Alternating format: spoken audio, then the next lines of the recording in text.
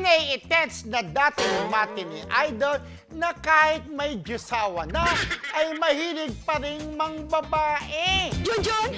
Junjun, alam nyo ba, ang kinotsorba niya ay yung mga nakakasama niya pang aktres sa serye. Yes, na nagpapapansin sa kanya.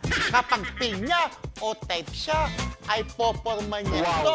Hindi para makipagrelasyon ha, kundi para tsorbahin lang. Oh, ganon.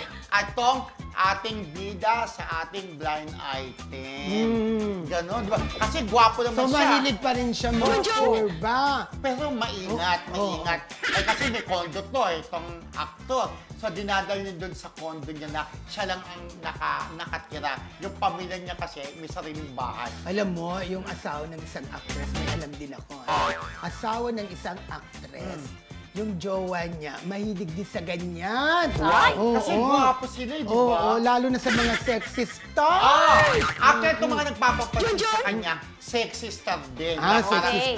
nagpapapansin. So, tayo mo ko, o sige ha, chochorbahin kita. Yan, hulaan niyo na po kung sino itong ex matinee idol na may asawa na mahilig pa rin mang chorba.